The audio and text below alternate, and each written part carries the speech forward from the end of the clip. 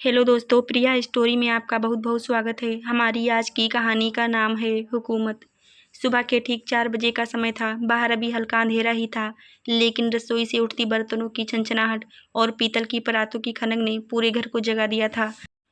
आज सुमन के 3 साल के मासूम बेटे आरव का मुंडन संस्कार था। 4 सालों के लंबे इंतजार और मन्नतों के बाद यह दिन आया था। लेकिन सुमन के लिए यह कोई उत्सव नहीं, बल्कि गुलामी का एक और नया दौर साबित हो रहा था। रसोई का छोटा सा दायरा धुएं और तेल की तीखी गंध से भरा पड़ा था। लगातार 3 घंटे से पूरियां छानते छानते सुमन की आंखें लाल हो चुकी थीं। उसकी साड़ी का पल्लू पसीने से भीगकर कांधों से चिपक गया था और पैरों की पिंडलियां दर्द से ऐंठ रही थी, लेकिन किसी को उसकी परवाह नहीं थी। आंगन में रिश्तेदारों की गहमागहमी बढ़ती जा रही थी। पीतल की बड़ी बड़ी परातों में देसी घी के लड्डू, केसरिया रसगुल्ले और मावे के पेड़े सजाकर रखे गए थे। सुमन का मन तरस रहा था कि वह भी थोड़ी देर के लिए अपने लाल को गोदी में लेकर सजाए, उसके माथे पर काला टीका लगाए। लेकिन जैसे ही वह हाथ धोकर बाहर निकलने की सोचती, सास कमला देवी रसोई के दरवाजे पर आकर अपनी कड़कती आवाज में दहाड़ उठती, अरे ओ महारानी, वहाँ हाथ पर हाथ धरकर क्या खड़ी है? अभी पूरे 50 मेहमानों का नाश्ता बाकी है। हाथ जरा तेजी से चला, वरना रिश्तेदार कहेंगे कि बहू निकम्मी मिली है। आज मेरे पोते का मुंडन है और तू यहाँ काम चोरी कर रही है। सुमन ने चुपचाप सिर झुका लिया। शादी के इन 4 सालों में उसने इस घर को मंदिर माना था। सास कमला देवी को अपनी माँ की जगह दिया, ननद नलिनी को छोटी बहन की तरह पलकों पर बिठाया और पति विवेक के हर सही गलत फैसले को अपना नसीब मानकर स्वीकार किया। लेकिन बदले में उसे क्या मिला? सिर्फ ताने, जिल्लत और नीचा दिखाने की कोशिशें।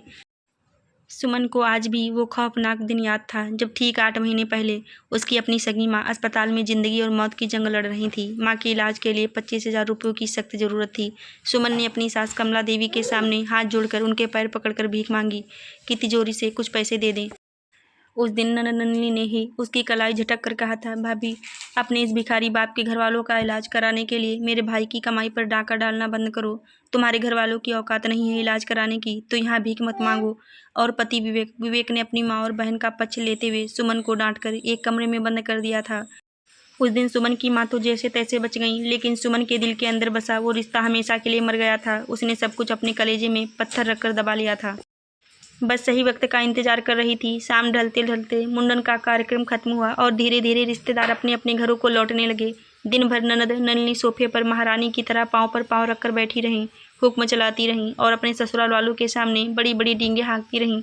जैसे ही अंतिम मेहमान दरवाजे से बाहर निकला और रसोई खाली हुई, नलिनी के चेहरे की असली लालच बाहर आ गई।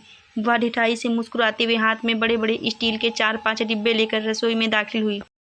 उसने डिब्बों को धड़ाम से स्लेब पर पटका और बिना किसी झिझक के कमला देवी की अलमारी से निकाली गई 2 नई नवेली महंगी बनारसी साड़ियाँ निकालकर अपने बैग में ठूसने लगी। नलिनी ने अपने लिहाज में जहर घोलते हुए कहा, भाभी, सुन रही हो? ये जितने भी देसी घी के लड्डू, केसरिया रसगुल्ले और पेड़े बचे हैं ना, जल्दी से इन सारे डिब्बों में ठूस ठूस कर भर दो। मेरे ससुराल में मेरी सास और जेठानी को ये सब बहुत पसंद है।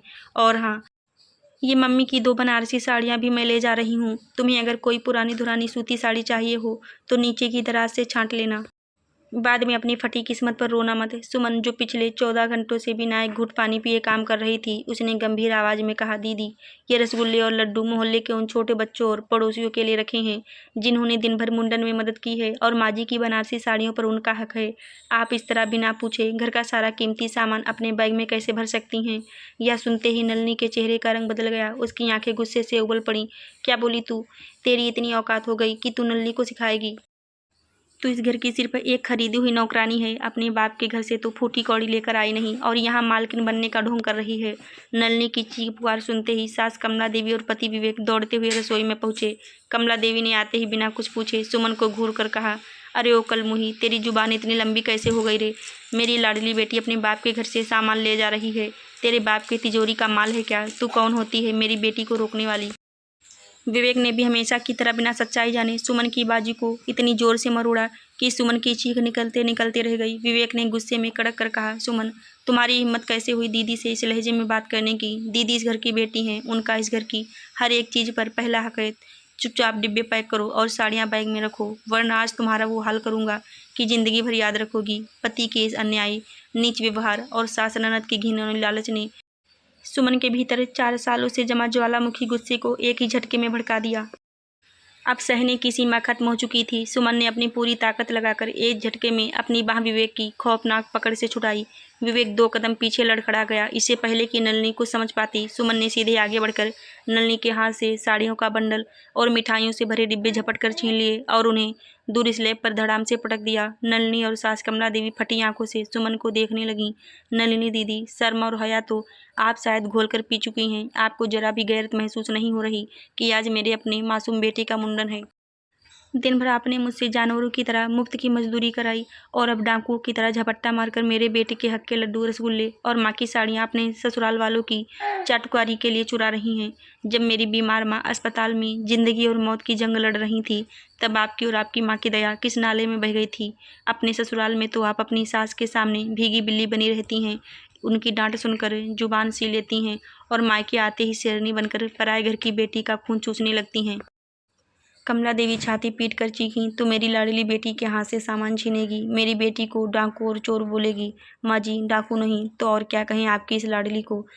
अगर अपनी बेटी को शाही ठाट से रखने का और उसके ससुराल वालों को खुश करने का इतना ही कीड़ा काटा है ना, तो अपने निठल्ले दामाद को बोलिए कि कमा कर खिलाए।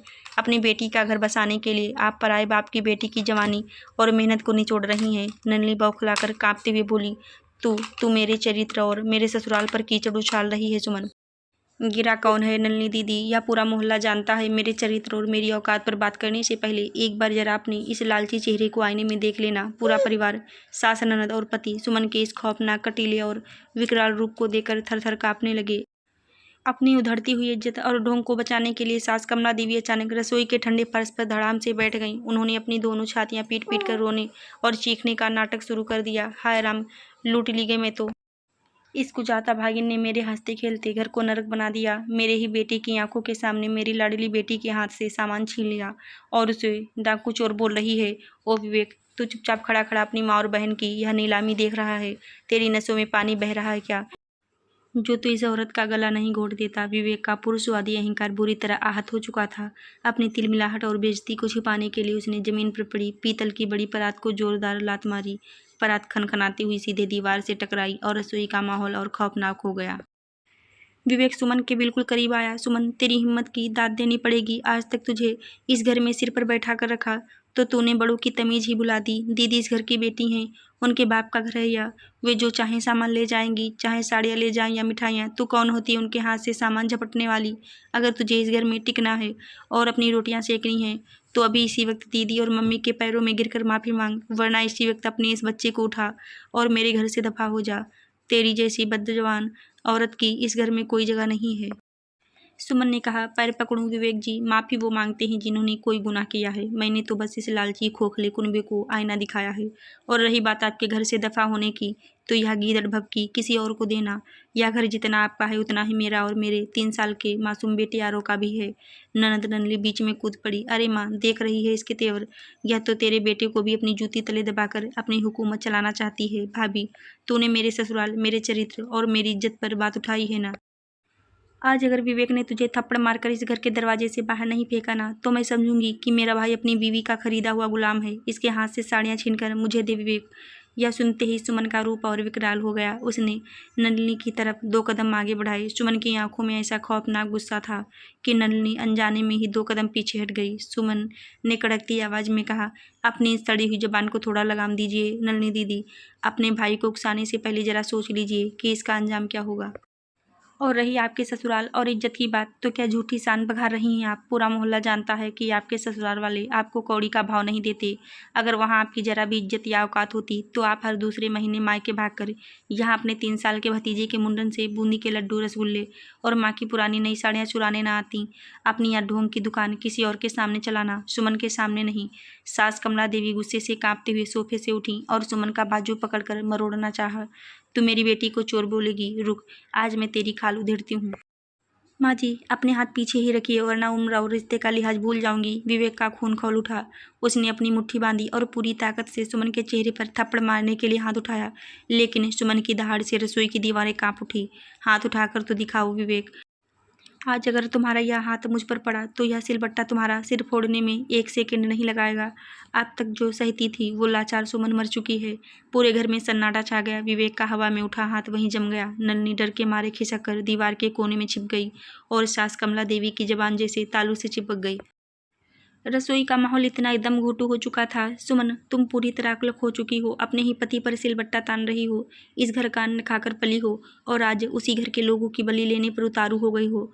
जरा सा भी शर्म लिहाज नहीं बचा तुम में। अन्न विवेक जी, जरा अपनी इस जंक लगी बंद अक्ल पर थोड़ा जोर डालिए। 4 साल से सुबह 4 बजे उठकर इस घर के झाड़ू पोछे से लेकर आपके पूरे खानदान की रोटियां बेलने तक अगर मेरी हाड़ तोड़ मुफ्त की मजदूरी का हिसाब लगाने बैठेंगे ना, तो आपका यह पूरा मकान नीलाम हो जाएगा, फिर भी मेरा कर्जा चुकता नहीं होगा। नलिनी, जो अब तक सहमी हुई कमला देवी के पीछे छिपी खड़ी थी, अपनी खिसियानी खामोशी को तोड़ते हुए चिल्लाई, मम्मी, देख रही हो इसके तेवर? यह तो अब हम सबको इस घर का गुलाम बनाना चाहती है। भाई, तुम ऐसी भीगी बिल्ली बनकर चुपचाप खड़े होकर इसकी धौंस क्यों सह रहे हो? सीधे सीधे क्यों नहीं कह देते कि इस घर में या तो या रहेगी या फिर हम? दीदी, आपकी तो 2 साल पहले शादी हो चुकी है, आपका अपना ससुराल है, लेकिन सच तो यह है कि अपने ससुराल में आपकी फूटी कौड़ी की औकात नहीं है। वहाँ आपकी सास आपको रोज लाते मारती हैं, इसीलिए आप मायके में आकर अपनी नाकामी और जिल्लत का गुस्सा मुझ पर निकालती हैं। सास कमला देवी अब अपनी आखिरी चाल चलने लगीं। वे अपनी दोनों हथेलियां जोड़कर सोफे पर धड़ाम से बैठ गईं और छाती पीटते हुए मगरमच्छ के आंसू बहाने लगीं। हाय रे मेरी फूटी किस्मत, कैसी कसाई बहू घर में ले आई, अपनी शादीशुदा ननद को ऐसी ऐसी नीच बातें सुना रही है।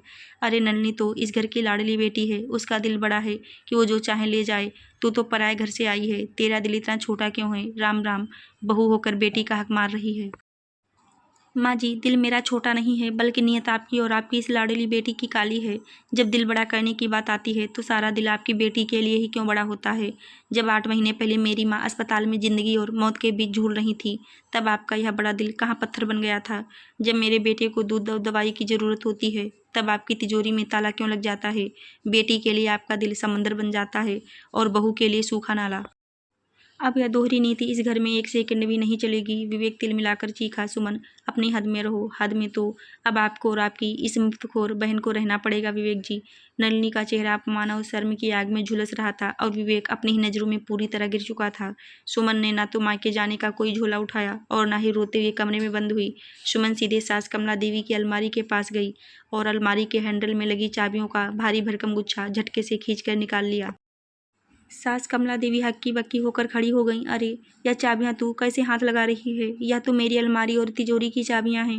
सुमन ने चाबियों के गुच्छे को अपनी साड़ी के पल्लू में कसकर बांधा और पूरे घर को सुनाते हुए कड़कड़ाती आवाज़ में अपना फैसला सुनाया। माँ जी, आज तक इस घर की चाबियां आपके पास थीं और आपने अपनी लाडली बेटी का घर भरने के लिए इस घर को अंदर से खोखला कर दिया, लेकिन आज से इस घर की चाबियां, राशन, बजट और हर एक खर्चे का हिसाब मेरे हाथ में रहेगा। इस घर में राशन कितना आएगा, मिठाई किसको बांटेगी और साड़ी कौन पहनेगी, इसका फैसला अब मैं करूंगी। नलिनी बौखलाकर आगे बढ़ी। भाई, देख रहा है तू, यह तो हमारे ही घर में डाका डाल रही है, तो इससे चाबियां क्यों नहीं छीनता? सुमन ने नलिनी की तरफ देखा और एक ठंडी तंज भरी मुस्कान बिखेरी। डाका? दीदी, डाका तो आप डालने आई थी। जब अपने मायके के टुकड़ों पर पलने की इतनी ही बीमारी है तो सुन लीजिए, आज से इस घर से एक दाना भी आपकी जेब में नहीं जाएगा। अगर अपने ससुराल में अपनी सास का सामना करने की हिम्मत नहीं है तो अपने पति की कमाई पर जीना सीखिए। मेरे बेटे आरव के हिस्से की कमाई से आपके ससुराल का पेट अब कभी नहीं भरेगा। सास कमला देवी का सारा घमंड और अकड़ ताश के पत्तों की तरह ढह गई। कमला देवी कांपती आवाज़ में बोली, बहू, हमें माफ़ कर दे, हमसे बहुत बड़ी भूल हो गई। हम तो नलनी के मुंह में अंधे हो गए थे, अब ऐसा कभी नहीं होगा। तू जैसा कहेगी वैसा ही होगा। पति विवेक, जो अब तक अपनी माँ बहन की चाटुकारी में अंधा बना घूम रहा था, वह नीची नजरें करके सुमन के सामने आया और हाथ जोड़कर बोला, सुमन, मुझे शर्मिंदा मत करो, आज तुमने मेरी सोई हुई आत्मा को जगा दिया। मैं बहन और माँ की अंधी भक्ति में यह भूल गया था कि मेरी बीवी और बच्चे का भी कोई वजूद है। मुझे अपनी गलती का एहसास हो गया है। आज के बाद तुम्हें कभी शिकायत का मौका नहीं मिलेगा। नलिनी ने जब देखा कि उसका भाई और माँ दोनों घुटनों पर आ चुके हैं और उसका मुफ्त का माल समेटने का रास्ता हमेशा के लिए बंद हो चुका है, तो उसने ज़मीन पर गिरे साड़ियों के बंडल को वहीं छोड़ा और अपना खाली बैग उठाकर दरवाजे की तरफ बढ़ने लगी। सुमन ने नलिनी को दरवाजे से बाहर निकलते देख पीछे से आखिरी तीखा प्रहार किया। जा रही हैं नन्ही दीदी? बिना लड्डू रसगुल्ले और साड़ियों के अगली बार जब अपने मायके आएँ तो एक मेहमान की तरह तमीज़ में आइएगा। अगर दोबारा यहाँ बहू को दबाने या चोरी छिपे सामान समेटने की कोशिश की तो जो कड़वा घूंट आज पिया है, इससे 100 गुना कड़वा सबक सिखाऊंगी। नन्ही बिना पीछे मुड़ी, सिर झुकाए उल्टे पाँव अपने ससुराल की तरफ भाग खड़ी हुई। सास कमला देवी चुपचाप अपनी नज़र झुकाकर कोने में बैठ गईं और विवेक बिना कुछ कहे रसोई के बर्तन समेटने में सुमन की मदद करने लगा। सुमन ने अपने 3 साल के बेटे आरव को अपनी गोद में उठाया। उसके माथे को चूमा और अपने स्वाभिमान के साथ उस घर में अपनी हुकूमत की नई शुरुआत की। आशा करती हूँ दोस्तों आपको हमारी कहानी ज़रूर अच्छी लगी होगी। धन्यवाद।